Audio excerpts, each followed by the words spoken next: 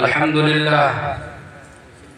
لله كفى وسلام على عباده الذين اصطفى أما بعد فأعوذ بالله من الشيطان الرجيم بسم الله الرحمن الرحيم يا أيها الذين آمنوا قوا أنفسكم وأهليكم نارا وقودها الناس والحجارة صدق الله العظيم قال النبي صلى الله عليه وسلم يوشك الأمم أن تداعى عليكم كما يتداعى الآكلة إلى قصعتها قال ومن قلة نحن يومئذ يا رسول الله قال بل أنتم كثيرون قال عليه الصلاة والسلام حب الدنيا كراهية الموت او كما قال صلی اللہ علیہ وسلم۔ برادران اسلام، معزز سامعین کرام اور حاضرین مجلس، اللہ رب العزت کی مہربانی، اس کا کرم، اس کا احسان ہے کہ اس نے ہم کو اور آپ کو دین کی نسبت سے کچھ باتیں کہنے اور سننے کی توفیق عطا فرمائی۔ میرے عزیز دوستوں اور بزرگوں، میں نے آپ حضرات کے سامنے قرآن کریم کی ایک آیت کریمہ اور جناب نبی کریم صلی اللہ علیہ وسلم کی ایک حدیث کو نقل کیا ہے۔ کوشش یہ کروں گا کہ اس کی روشنی میں چند باتیں آپ حضرات کے سامنے مختصر سے وقت میں پیش کر دوں۔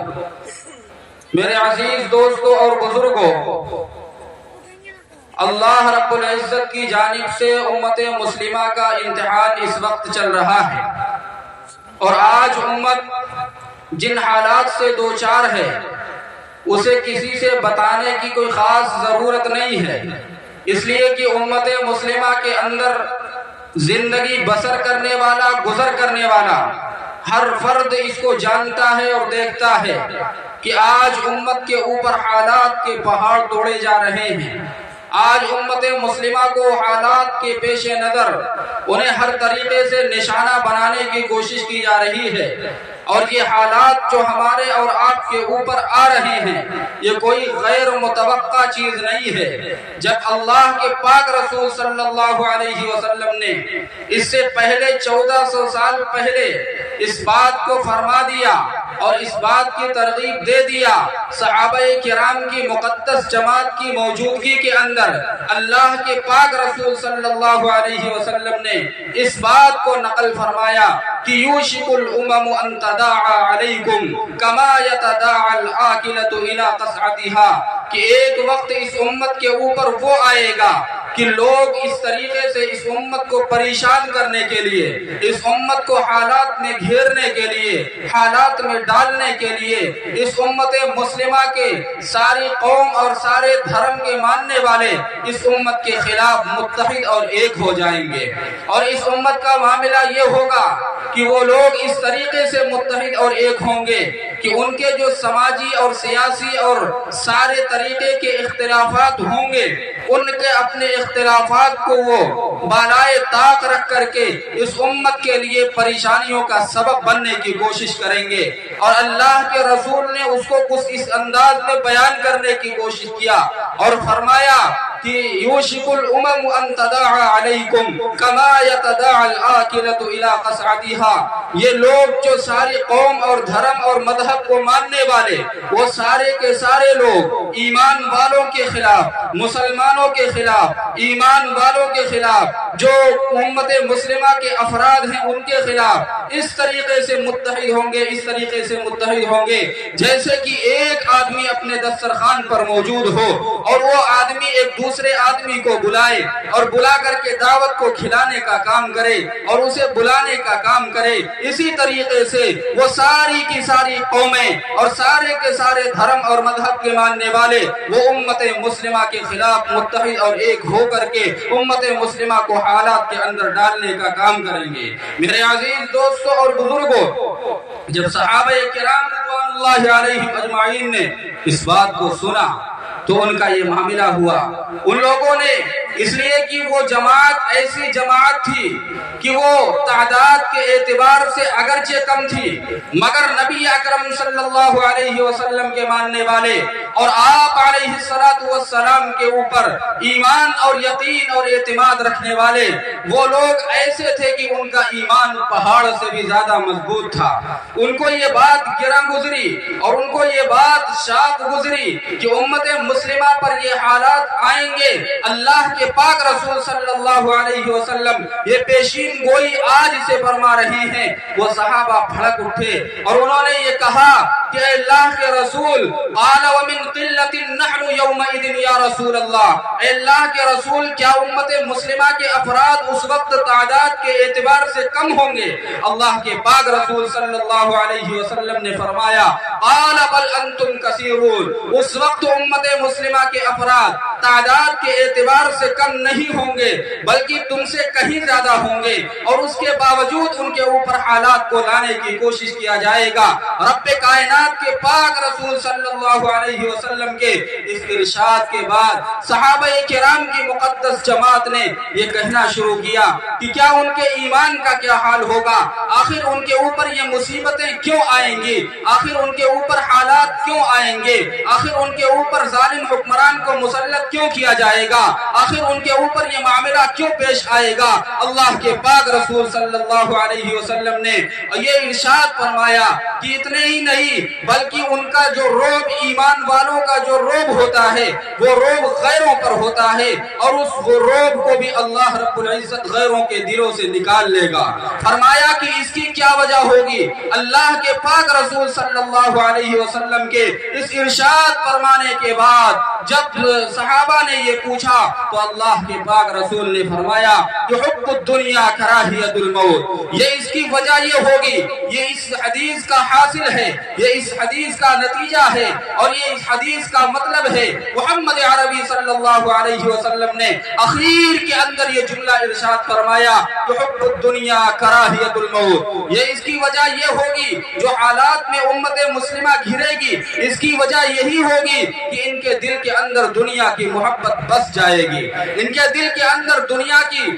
حیثیت بیٹھ جائے گی، ان کے ذہن اور دماغ کے اندر صرف دنیا کھس جائے گی اور اس کا معاملہ یہ ہوگا کہ غیروں کے دلوں سے جو ان کا روب تھا وہ روب رب کائنات نکال دے گا. میرے عزیز دوستوں اور بزرگوں، آج ہم اور آپ غور کریں اور سوچیں تو ہم کو یہ پتا چلتا ہے کہ آج امت مسلمہ کے افراد جیسے کہ محمد عربی صلی اللہ علیہ وسلم نے فرمایا تھا بل انتم کثیرون، امت مسلمہ کے افراد اس وقت ایسے ہوں گے کہ ان کی تعداد زیادہ ہوگی اور تعداد کے زیادہ ہونے کے باوجود ان کے اوپر مصیبتیں آئیں گی، ان کے اوپر حالات آئیں گے، انہیں حالات کے اندر گھیر دیا جائے گا. اور اللہ کے رسول نے اس بات کو نقل کیا، صحابہ کرام کی مقدس جماعت نے اس بات کو سنا. میرے عزیز دوستوں اور بزرگوں، آج ہم یہ سمجھتے ہیں کہ ہمارے اوپر یہ جو حالات آ رہے ہیں، ہمارے اوپر جو یہ مصیبتیں آ رہی ہیں یہ غیروں کی وجہ سے آ رہی ہیں،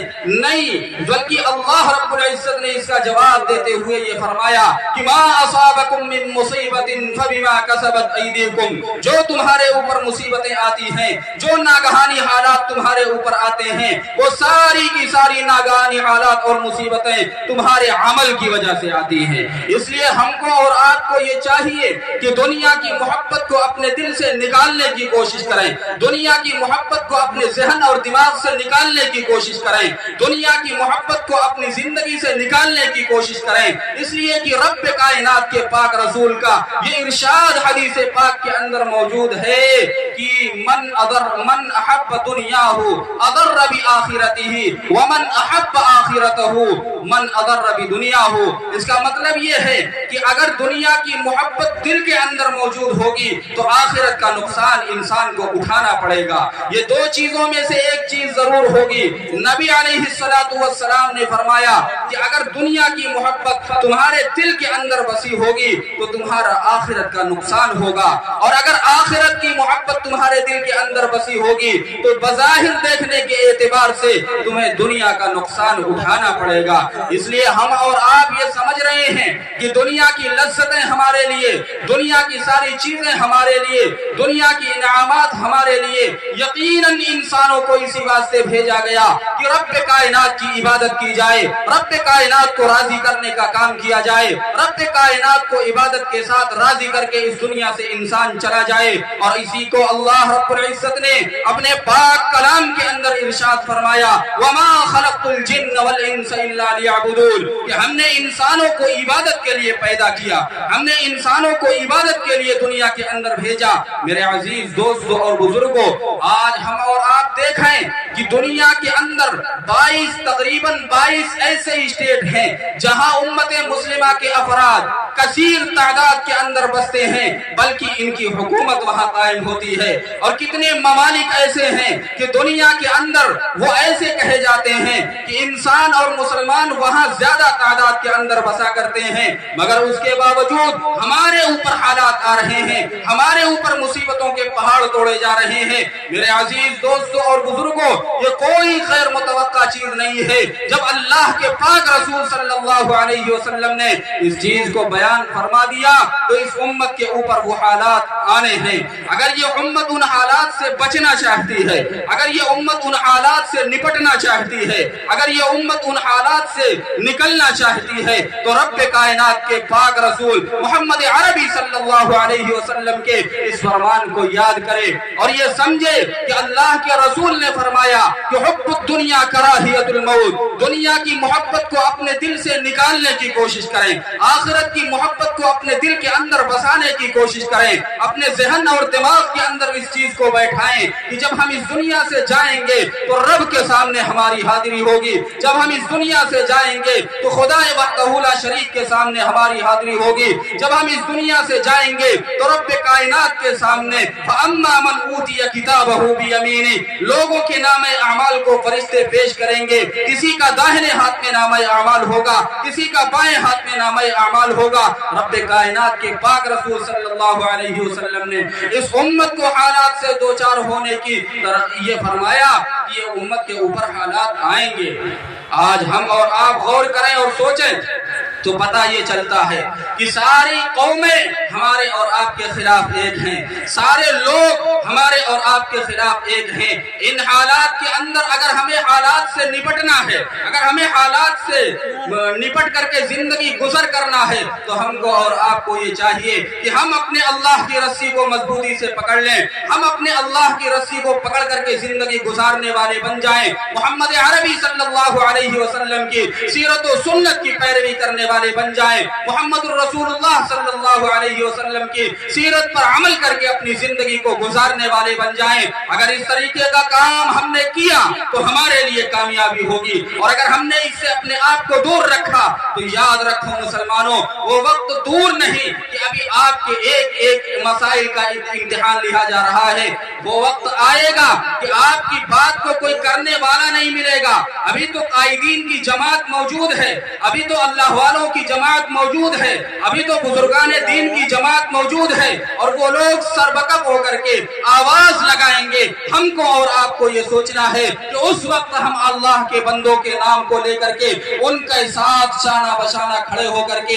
हर तरीके से जमहूरियत पसंद लोगों के साथ होकर के अपनी लड़ाई को लड़ने का काम करेंगे। मेरे अजीज दोस्तों और बुजुर्गों, ये हालात घबराने के लिए नहीं आए, बल्कि इन हालात से निपटने के लिए अल्लाह ने इस उम्मत को भेजा है। इन हालात से निपटने के लिए ईमान वालों को अल्लाह ने भेजा है। रब्बे कायनात के पाक रसूल सल्लल्लाहु अलैहि वसल्लम का ये फरमान अगर आप याद करेंगे तो आपको पता चलेगा कि अल्लाह के पाक रसूल सल्लल्लाहु अलैहि वसल्लम ने इसकी पेशीन गोई पहले ही कर दिया था। अब हम और आप गौर करें और सोचें, इस हदीस के मफहूम को अगर सही से बयान करने की हम कोशिश करें तो हमें वक्त चाहिए, और इस जलसे के अंदर उलमाए किराम की फहरिस्त बड़ी तवील है। मुझे 15 मिनट का वक्त मिला था, मैंने आप हजरात के सामने अपना इजहार ख्याल पेश किया और अपनी बात को रखने की कोशिश किया। दुआ ये फरमाएं कि अल्लाह रब्बुल इज्जत कहने सुनने से ज्यादा अमल की तौफीक अता फरमाए। व आखिरु दअवाना अनिल हम्दुलिल्लाहि रब्बिल आलमीन।